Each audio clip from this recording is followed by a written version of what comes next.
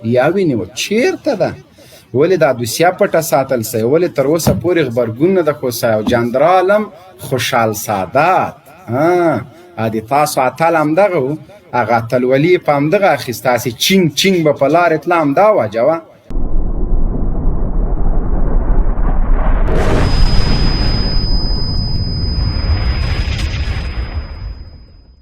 اسلامي نظام غواړي، څه ډول نظام غواړي په افغانستان کې؟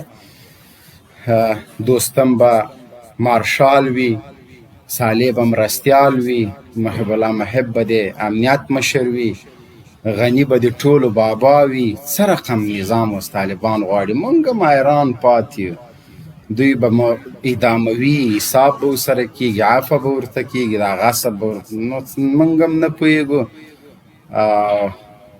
تاسو سوالونو ته د جواب په خاطر باندې به انشاءالله تاسو کولی شئ چې د ادب په چوکاټ کې راشئ، خپل سوال وکړئ، خپل مشکل هم وي، څه رقم نظام تاسو غواړئ؟ آیا دیموکراسي، جمهوریت د افغانستان دپاره حل لار ده نه ده؟ نو په دغه رابطه باندې تاسو کولی شئ چې په لایو خپرونه کې ګډون وکړئ، د رسنیو سانسور مات کړئ، دړې وړې یې کړئ، هغه خلکو ته غاښ ماتونکی جواب ورکړئ چې په رسنیو کې د سیاسي شنونکي او د کارپوه، د پوهنتون د استاد او د نړیوالو حقوقو پوهانو او په ملل متحد دفتر کې دومره سابقه دا خلک راولي، او بیا دلته د دې ملت اصلي وارثان د امریکا د امپراتورۍ ماتونکي اتلان او غازیان په قسم قسم نومونو یاد کړي. دوی به دلته لغړه دیموکراسي غواړي. اوس موږ دوی نه پوښتنه کوو، دا د افغانستان جمهوریت او دیموکراسي کوم ماډل ده؟ دا آیا د هندوستان نه تاسو کاپي کړی، له برطانیې نه مو کړی، له جرمني نه مو کړی، له جاپان نه مو کړی، له چین نه مو کړی، له کوریا نه مو کړی، له فرانسې نه مو کړی؟ دا کومه کاپي د دیموکراسۍ ده دلته؟ ځکه دغسې دیموکراسي جمهوریت خو موږ په بل ځای کې نه ده لیدلی. په اروپا کې دغه دیموکراسي او جمهوریت د هلته خلکو ښه ژوند ده، زندگی ده، سوسیال دي.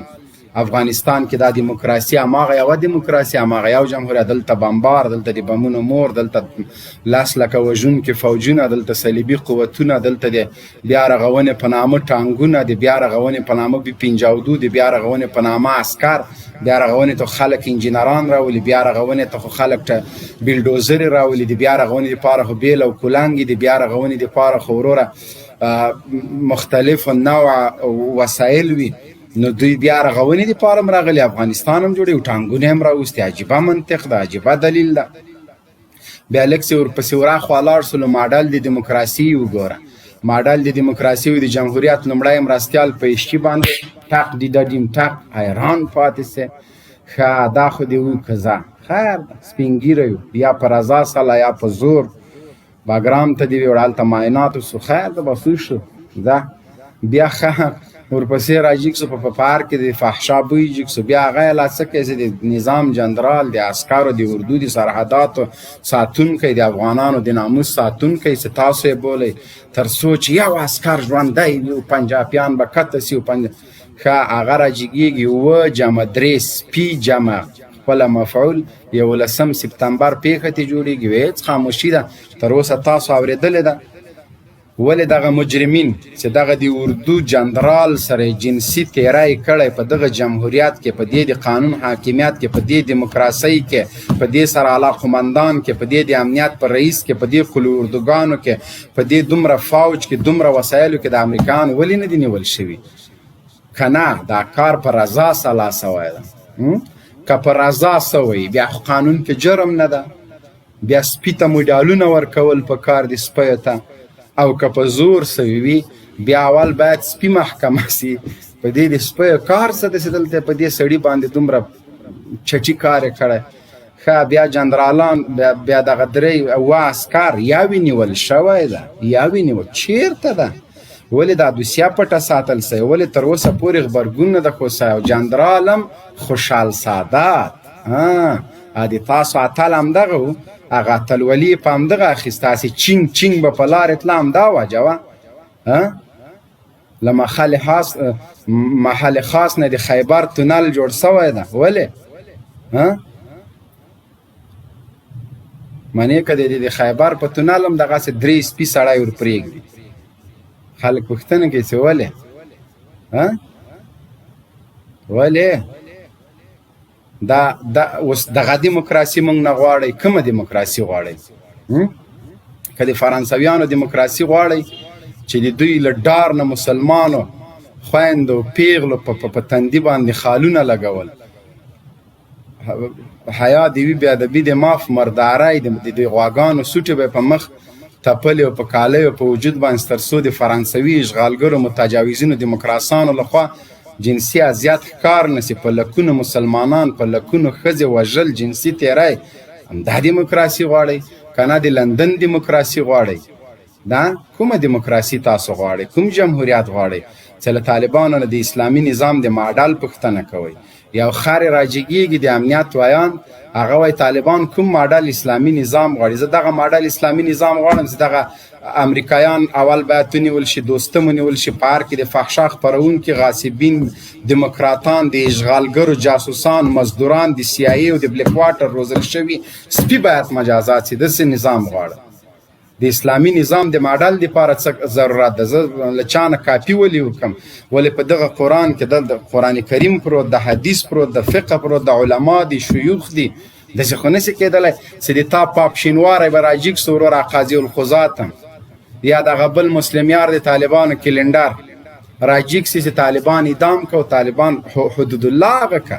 دغه د حدود الله، دغه د حدود جاری که، حدود جاری که. حدود په هغه چا باندې جاری کوي چا د امریکانو ښکر ورمات کړه، چا د امریکانو امپراتوري نسکوره کړله، په هغوی باندې حدود جاری کوي. دا شی به نه کوئ. لږ انسانیت سړیتوب زده کوئ. ښه په ارامه ځان ته رسیګانې او پړې واخلئ، زه یو چوک باندې ودرېږئ، منتظر شئ چې د دې عصر اتلان څه در سره کوي. په ټوله نړۍ کې د څوک ما ته راوښیي چې د هغه هېواد وګړی د بل چا ته خالي جاسوسي کړې وي. ورشه په روسان چې امریکانو ته یو کس په جاسوسۍ باندې تورن ده، د تورو تنبو شاته پروت، خالي تورن ده، پې ثابت شوی نه ده. ورشه څومره امریکان د روسانو سره په جاسوسۍ تورن شوي دي، زندانو کې پراته دي، اشغالګر یې راوستي هم نه دي، خالي خپل د ملک محرم ځینې اسناد یې ورکړي دي. او تا به ستا دنیا راوستله، د ما د کور پې باندې وران که، جومات د شهید که، منبر د شهید که، عالم د شهید که، قرآن د په ډز وویسته، حافظ د په وینو سور که، مدرسه د په وینو سره کړه، د موږ د دیوا معتصما د خویندو دیوا معتصما چغې ووتې، بچي د په باروتو کباب کړه، لکونه افغانان د ووژل، شهیدان دې کړل. لام ته د دې هېواد اصلي بچی. عجیبه منطق ده، عجیبه دلایل دي، عجیبه مغز ده، عجیبه خپلواکي ده، عجیبه جمهوریت ده. ته د اشغالګر راوله، ته صلیبیان راوله، یهود راوله، سرې لښکرې راوله، زما په کور باندې په دې جرم باندې چې ما ګیره پرېښې، په دې جرم باندې چې پټکۍ مې په سر ده، په دې جرم مې مدرسه په شهادت رسوه چې زه مسلمان یم، په دې جرم مې حافظان په شهادت رسوه چې د قرآن تعلیم کوي، په دې جرم روغتون بمباروه چې د یو مسلمان، د یو افغان، د یو طالب، د یو مجاهد درملنه کوي. د ولسوالۍ انګړ بمباروه، مکتب بمباروه، په دې خاطر چې طالبانو په ساحه کې ده، د طالب په ساحه کې طالب د بیا رغونې کارونه کوي، ته به ستا ښارګوټی په بل مخ کوه، په سپریو کې، په تخار کې، په قندار کې، په هلمند کې، هغه ځایو کې طالبانو بیا رغونه کړې، ته ورپسې ټانګونه راوله او رانوی ځکه چې طالبانو کړی ده. طالب چې بیا د تا هغه تیزان په پلچک چې له خاټو نه دی جوړ کړی چې هغه ته ډز ورکړي، هله چې پلچک یې وران کړي، پلچک خو هغه چې کوي خو یې دې دپاره نه ورانوي چې وطن نه. طالبان د دې په خاطر دا بعضې پلچکونه ملچکونه الوزوي چې هغه معلوموي چې د ده مټیریل او دغه سیمټ او سیخان دا څه رقم دوی لګولي الوزي نه وي. دا د دې په خاطر باندې طالبانو سره انجینران دي ټول ګوري چې تا څه رقم سړک جوړ کړی، څه رقم پل دی جوړ کړی، خاټو نه یې جوړ کړې، کاږلې کې ویله چې سړک مې جوړ کړه. د قندار سړک وګوره، سم د بادرنګو جویي دي سړک ده، سړک به دغسې پوله پوله وي. د رشوت خورو د غلو زامنو ښه بیا طالب به څومره سرکونه نن بیا وایي چې طالبانو د 1 میلیارد زیربنا وې 1 میلیارد دلته افغانستان ته 2472 میلیارده ډالر راغلي دي دا 1 میلیارد ته ماینس که څو سوې 2418 میلیارده ډالر دا څه سول دا څه سول 1 میلیارد خو طالب زیان ورسوه څو میلیارده تاسو شتمني لرئ اوس څومره مو پټې کړلې دغه د تاسو د یو وزیر د پارلمان د یو وکیل غلا راواخله ټول افغانستان پې جوړېږي د پارلمان وکیل مو ونه لیده چې طالبانو یې سره نیولي و له ډب سره به ترې ورور 80 کیلو 100 کیلو سره ووته د تاسو خو یو وکیل دومره سرمایه لري زرګونه کیلو تنه سره زاري ورسره په دغه سره زارو باندې څومره پلچکونه جوړېږي له غرب له سوک سره به وروره دړۍ طلا ترېنه راووتله په کانټینرونو خو د پارلمان وکیلان طلا او سرمایه او ډالر لري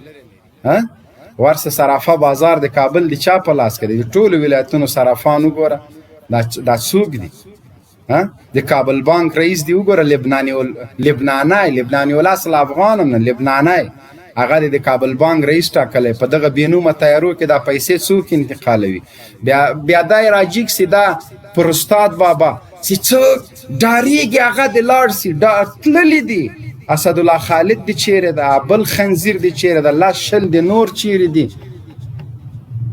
تباه و برباد شي نور دی چې ته د اسدالله خالد غم ته وایې چې لاړ دي چې چی شده د تا خو یو پاسپورت د ولې دغه اردو په طالبانو باندې کباب کوي یو پاسپورت دی د یوه لبنانۍ د ځان سره راوستی دی ایسته بدر به لاړ سي بیرته لبنان ته یا به امریکا ته توریانو سره به بیرته چکرې وهي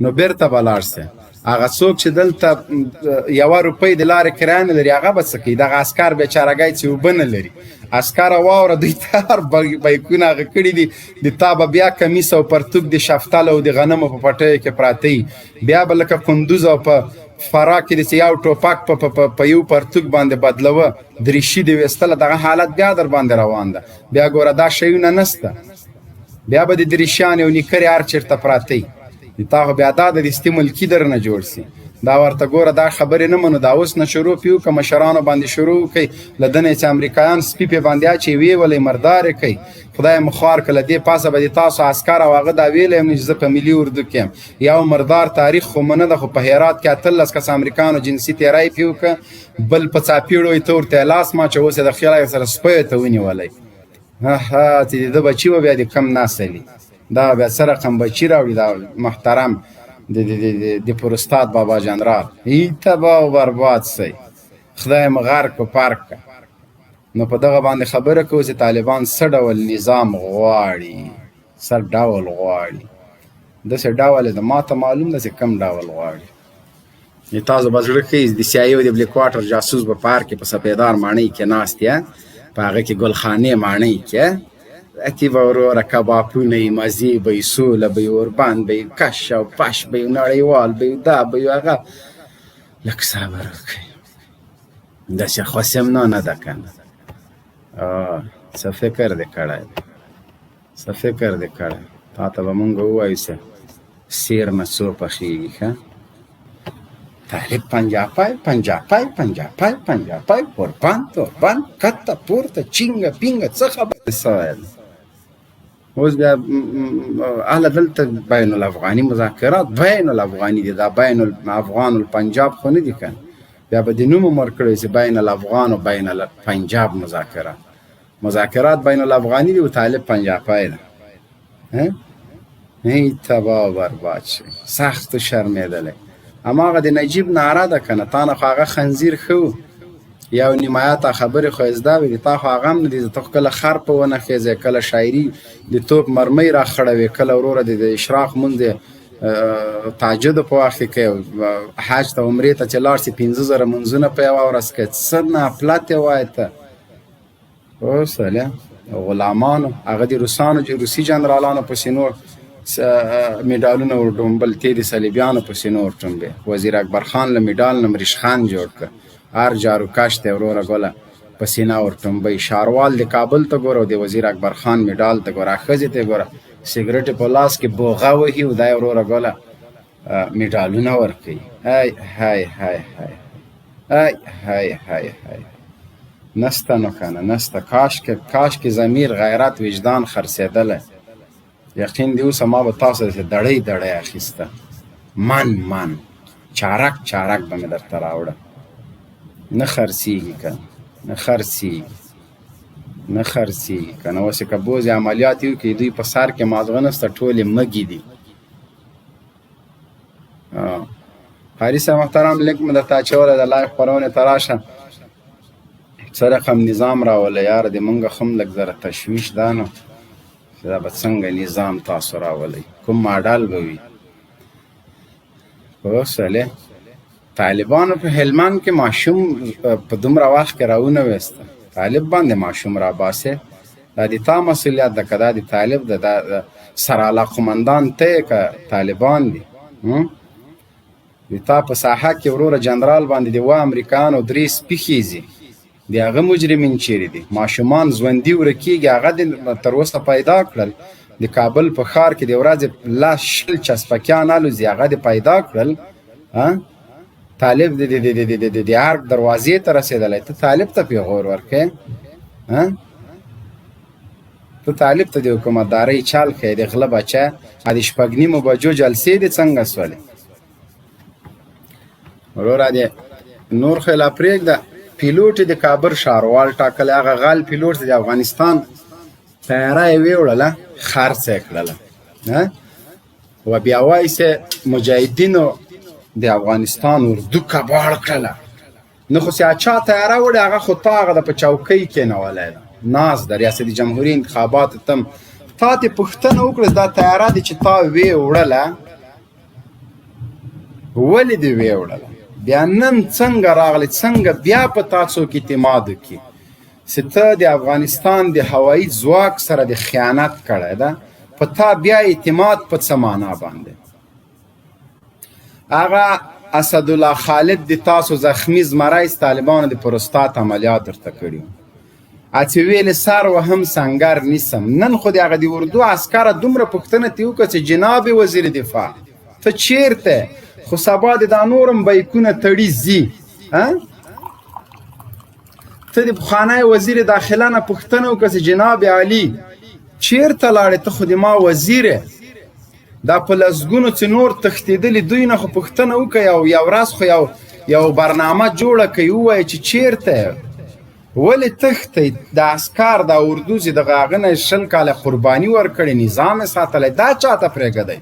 خو سبا به د پروستات بابا له رولګۍ سره بایک نیولی پیسې او ډالرې خو یاسې انتقال کړلې. هغه خو هسې لاړه سره له محبه له امریکایي ګرنډ فرینډ سره به لاړ سي. بره به خیر بیا ته څه کوې؟ خو د میدان هوایي مسؤلین هم تیار بدل کړي دي. تیار د ارګ هغې وړي چې بیا لکه د دوستم او د نجیب مسله ورسي. دغه شي ته خو بیا ښه هوښیاران دي. چېرته به وتښتې؟ چېرته ځې؟